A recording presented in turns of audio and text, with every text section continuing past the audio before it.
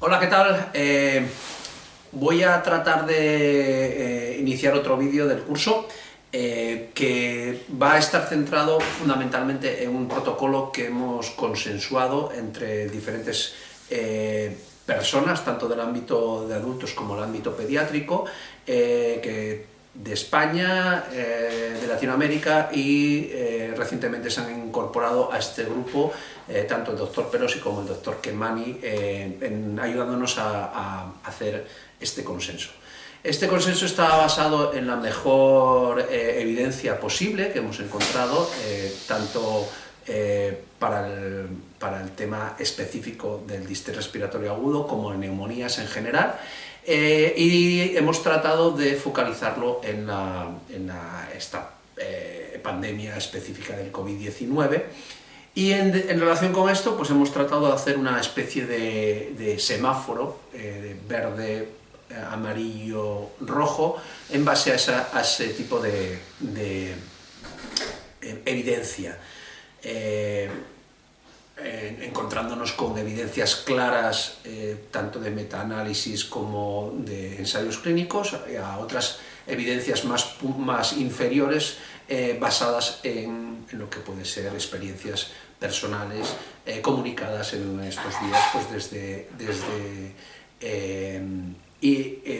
China, Italia o España. Pues en definitiva este protocolo y este algoritmo pues voy a sacarlo aquí y por eso dejo este espacio aquí para ir explicándoos a vosotros y desgranando cada uno de los pasos que hemos tratado de resumir. Y en principio el primer punto de discusión que hemos tenido es cuál es el apoyo inicial de este grupo de pacientes. A apoyo me refiero apoyo respiratorio no en pacientes ingresados en UCI, sino en pacientes en planta.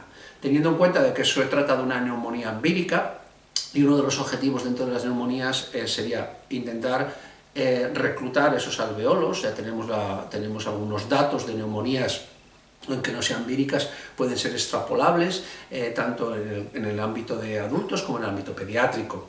Y una primera discusión fue el tema del alto flujo. Pues parece que ha habido discrepancias en distintas recomendaciones por parte de sociedades del uso precoz del alto flujo en vez de la utilización de ventilación no invasiva, porque ahí se planteaba que la no invasiva podía ser deleteria al retrasar el tratamiento efectivo que podría ser la intubación. Bueno, en definitiva, que no es la terapia en sí misma la causante del retraso del escalamiento terapéutico, sino que será nuestra propia forma de ver y monitorizar a esos pacientes las que causen ese retraso. Entonces, lo que sí que parece claro, y estamos todos de acuerdo en ese sentido, es que el alto flujo no va a reclutar los alveolos, va a ser una terapia que pueda proporcionar oxígeno humidificado y que pueda tener un confort adecuado a esos pacientes. Sin embargo, tenemos que plantearnos seriamente cuáles son los límites. Y los límites, plantear el utilizar el alto flujo con FiO2 por encima de 0,3 o 0,35, manteniendo unas saturaciones siempre vamos a hablar de 95 aproximadamente, que puede ser una PaO2 de 80, si no está desplazada la curva hacia la derecha o la izquierda, nos puede determinar que los niveles de PF, que sería el gol estándar y que nos indican el SUN, y el subrogado, que sería el SF, puedan ser excesivamente bajos y necesitar escalar ese tratamiento. Es decir, tratar de mantener oxigenoterapia de alto flujo, y dentro de ella incluimos las mascarillas con reservorio con altas concentraciones de oxígeno. Recordemos que las mascarillas con reservorio pueden ofrecer 80-90% de oxígeno. Si se retrasa y se mantiene este tratamiento con unas saturaciones que pueden estar rondando a 90-92, esto quiere decir que los SFs y PFs de estos pacientes están por debajo de 100. Y esto implica que el SUN va a ser del 50%, es decir, ya hemos llegado muy tarde y además no hemos reclutado en absoluto a sus pacientes. Por eso nosotros recomendamos la utilización precoz de CPAP en consonancia con, por ejemplo, las recomendaciones del sistema de salud inglés, el NHS, y tener claro cuáles son los límites, porque si es correcto, sin ninguna duda, de que si utilizamos ventilación no invasiva, incluimos la CPAP dentro de esta ventilación no invasiva, de forma persistente, a pesar de tener los niveles de oxigenación bajos, saturación PO2, ese retraso en el tratamiento efectivo, que será la intubación en este caso, puede generar un aumento de la mortalidad, y eso ya lo sabemos en los trabajos de Antonelli, y ese límite que planteaba Antonelli en el distrés respiratorio agudo, cuando ya tenemos claro que ese paciente tiene un distrés respiratorio agudo, es que si no somos capaces de mantener un PF por encima de 175, lo que viene a ser un SF de 200, después de 1 hora de iniciar el tratamiento con ventilación invasiva, ese paciente puede incrementar su riesgo de mortalidad hasta el 55-60%, comparado con un distrés respiratorio agudo que su mortalidad puede estar en adultos en torno al 35 o menos del 40%. Con lo cual, ponemos el color amarillo a la recomendación de CPAP, una CPAP precoz, que sí que tiene que ser bien realizada. Ya sabemos que tanto el alto flujo como la no invasiva pueden generar aerosoles, con lo cual esto es muy importante de que el personal se proteja. En el caso de la CPAP, que es lo más recomendable, lo deberíamos hacer con interfaces que sean lo más efectivas posibles desde el punto de vista del paciente, pero también eficaces con respecto al personal, es decir, que generen pocos aerosoles. Por eso se recomienda el uso del helmet, y en segundo lugar, también la interfase que podría ser recomendable sería la facial total. Por otra parte, sí que sería adecuado ventilación no invasiva con respiradores con doble rama, aunque esto a veces es imposible y tenemos respiradores de una sola rama. En ese caso tenemos que intercalar los filtros entre el paciente y el puerto exhalatorio. O bien, si tenemos alguna tubuladura en las cuales se encaje ese filtro en esas, como hay algunos diseñadas específicamente para ese encaje, pues lo que utilizamos será el filtro en ese puerto expiratorio. ¿Cuál es el límite que nos planteamos para el uso de la CPAP? Pues en el uso de la CPAP tenemos aquí que en planta de hospitalización para el tratamiento precoz de estos pacientes, planteamos que el SF-PF, que podría ser límite para llamarnos nosotros mucho la atención y considerar a ese paciente en alto riesgo, será 200 de PF, 200 de SF, que es aproximadamente lo mismo si se hacen los cálculos adecuadamente. ¿Qué significa esto? Que tenemos que ver si ese paciente está necesitando requerimientos de oxígeno superiores, cada vez más, valorando cuál es la FO2 que estamos poniendo con ese paciente. Eso quiere decir que si lo hacemos con unas CPAPs con doble caudalímetro, cuando estamos poniendo la misma cantidad de aire que de oxígeno, estamos rondando ya una FO2 del 60%, eso ya es un límite muy alto, mientras que cuando estamos utilizando turbinas, las turbinas en las que no tenemos grandes fugas, pongamos que las turbinas estamos trabajando con 15-20 litros por minuto de fugas controladas, que sería lo normal.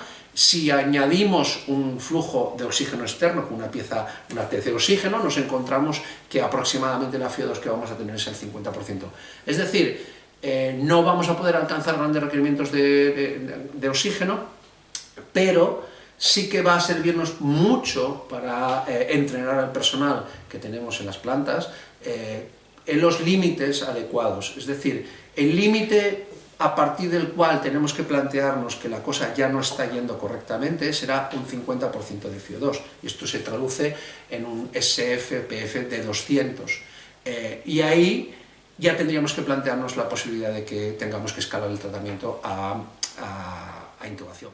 plantearnos también otros factores como por ejemplo el trabajo respiratorio, y ese trabajo respiratorio si es muy elevado, aunque no tengamos todavía el SF o el PF por debajo de 200, podría ser indicación de intubación, y lo mismo que el índice ROX, que el índice ROX debemos acordarnos de que es la relación que se establece entre el SF y la frecuencia respiratoria, y que si es menor o igual de 5 es un claro indicador de que ese paciente probablemente necesite intubación.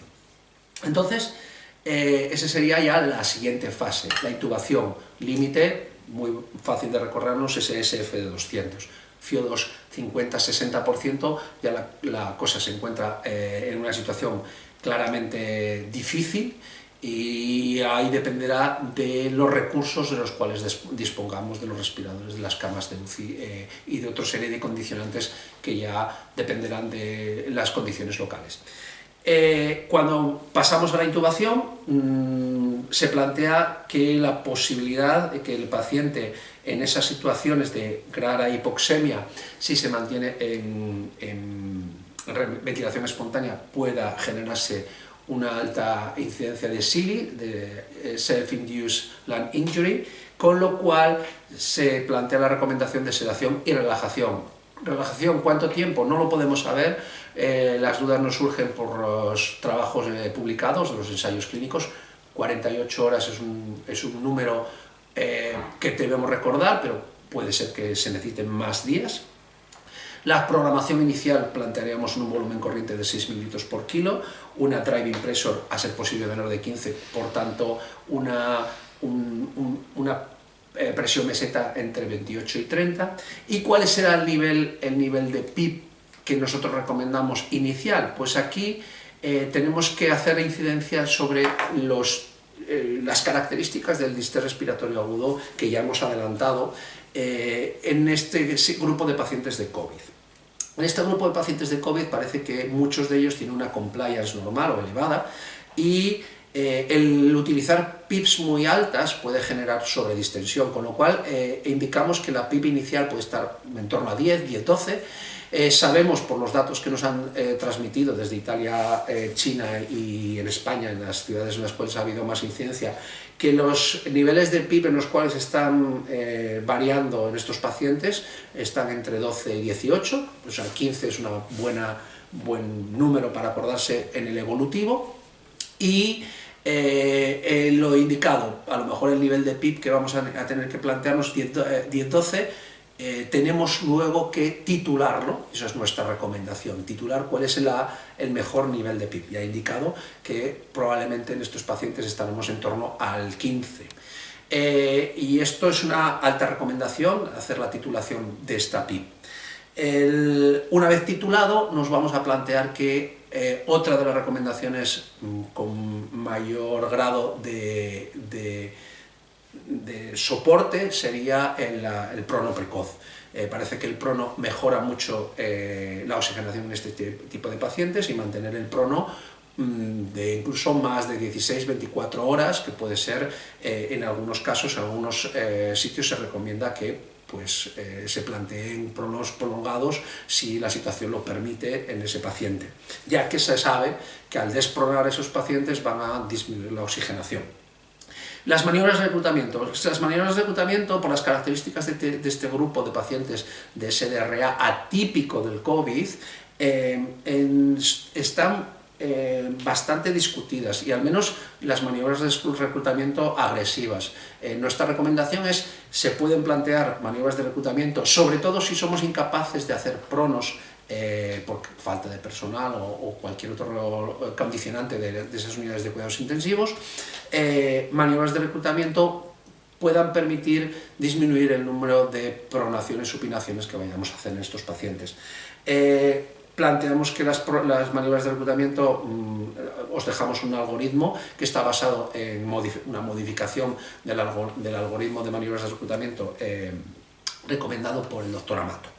Y en relación con esto, y siguiendo con el algoritmo hacia abajo, tenemos que plantearnos qué tipo de distrés respiratorio agudo tenemos en este grupo de pacientes. Es un distrés respiratorio atípico, Y es un distrés que se parece mucho a lo que vemos los pediatras clásicamente durante los inviernos en las bronquiolitis. Hay bronquiolitis que evolucionan mal, que son aproximadamente un 10% de las bronquiolitis tienen una clara hipoxemia. Esto ya lo sabemos desde hace tiempo, y os presentaré un trabajo muy bonito de los años 60 y vemos ahí esa representación. Y ese 10% de los pacientes pueden tener una hipoxemia por dos razones diferenciales, que son las mismas que tenemos aquí en el COVID-19. Una puede ser porque se desarrolla una sobreinfección, o la propia infección vírica desarrolla un distrés respiratorio agudo clásico, que en este caso, en nuestro algoritmo, es el que lo tenemos para la parte de la derecha del algoritmo. Y en ese tipo de pacientes lo que encontramos es una radiografía blanca bilateral clara, con una hipoxemia marcada y con una compliance baja. Sin embargo, hay un grupo de pacientes que vemos en las bronquiolitis que son bronquiolitis hipoxémicas, muy hipoxémicas, con una radiografía no tan blanca bilateral. Puede tener un parcheado blanco, pero nos llama más la atención por lo negro que por lo blanco, y es lo que pasa en estos SDRAs del COVID. Ese grupo de pacientes tienen esa hipoxemia que a nosotros siempre nos ha llamado la atención y que interpretábamos con un SDRA y que intentábamos subir la PIB, y el problema es que cuando pasábamos de PIB de 10, 12, pues nos encontrábamos que la situación empeoraba. Esto no es nuevo, esto ya también se ha descrito en algún grupo de distrés respiratorios agudos de adultos, y estos, cuando llegaba el que más viejo era del lugar de los intensivistas, y decían, uy, esto lo vemos muchas veces, y bajaba la PIB, y entonces en ese momento el paciente mejoraba. ¿Qué es lo que estaba pasando? ¿Qué es lo que está pasando? Probablemente lo que pase es que, como son pacientes con compliance alta, al subir la PIB tanto, nos encontrábamos en la parte de sobredistensión. Esa parte de sobredistensión hace que aumenten las resistencias vasculares pulmonares, y tenemos aquí en juego varias cosas en pacientes pediátricos pequeños. Primero, que tenemos un foramen oval permeable que en niños muy pequeños puede ser hasta el 75% de los pacientes lo pueden tener. Y eso, el aumento de las resistencias vasculares pulmonares, provoca que un shunt derecha e izquierda, aumentando el shunt y disminuyendo el PF, pero no por causa pulmonar directa, sino es un shunt extrapulmonar. Pero aparte hay otra teoría que es muy interesante, y es la teoría de la alteración del reflejo de la vasoconstricción pulmonar hipóxica, que eso es un reflejo que tenemos todos y es un reflejo natural que nos permite, en situaciones en las cuales vemos que hay una hipoventilación de una serie de alveolos, se disminuye el flujo de sangre hacia esos alveolos. Pero en determinadas infecciones, y como es el caso de los bronquiolitis, metaneumorius, y esta parece que puede ser, lo que se altera es ese reflejo, con lo cual no se produce esa vasoconstricción, y lo que es que pasa la sangre a través de los capilares de zonas no ventiladas, con lo cual se genera un aumento de ese shunt, una disminución del PF. ¿Cuáles pueden ser las soluciones propuestas para esto? Pues combinar vasodilatadores inhalados con vasoconstrictores sistémicos. ¿Eso qué es lo que hace? El vasodilatador inhalado va a llegar a las zonas bien ventiladas, con lo cual va a vasodilatar esos vasos y roban flujo de sangre de las zonas poco ventiladas, y el vasoconstrictor sistémico lo que hace es una vasoconstricción general de esos vasos que, como en los sitios donde está bien ventilado, van a estar compensándose con el vasodilatador inhalado, pero sin embargo va a estar disminuyendo el flujo de las zonas poco ventiladas que no reciben el óxido nítrico, con lo cual aún robamos más sangre hacia las zonas bien ventiladas, y por tanto somos capaces de disminuir el shunt, mejorar el PF. Con lo cual tiene sentido, en relación con esto, hacer una prueba con óxido nítrico en estos pacientes con estas características claras de un síndrome de distrés respiratorio atípico. El síndrome de distrés respiratorio típico, evidentemente, puede darse la circunstancia de que algunos pacientes del COVID vayan a evolucionar a un síndrome de distrés respiratorio típico, como cualquiera podría evolucionar, y en estos casos ya veríamos una compliance más baja y constante de tiempo claramente baja, y en este caso seguramente tengamos que aumentar la PIB. Esa PIB, pues igual tenemos que plantearnos subirla a 18, 20, Más allá parece difícil que vaya a haber una respuesta adecuada por los ensayos de la SuperPIP, que no encontraban ese tipo de mejoría, o al menos era residual, y en este caso también a lo mejor podríamos plantearnos ya con más potencia, además del prono, las maniobras de reclutamiento. En este caso, en este grupo concreto de pacientes, evidentemente tenemos que recordar que necesitaremos más PIP, intentaremos mantener una driving pressure por debajo de 15, intentaremos mantener una presión plató por debajo de 30. A veces es difícil mantener esa combinación para conseguir todos esos datos, con lo cual la solución que tenemos es bajar el volumen corriente de 4 a 5, no menos de 4, porque en algunos casos hemos visto, por ejemplo en pacientes pediátricos, que volúmenes corrientes por debajo de 4 podían empeorar la lesión pulmonar. Pues un poquito esto es lo que vemos y lo que recomendamos en el algoritmo que os ponemos aquí resumido. Pues muchas gracias a todos y espero que os haya resultado útil esto, agradeciendo a todos los miembros que me han participado en este consenso, particularmente Aureo, que fue el que inició esta historia. Muchas gracias, un saludo.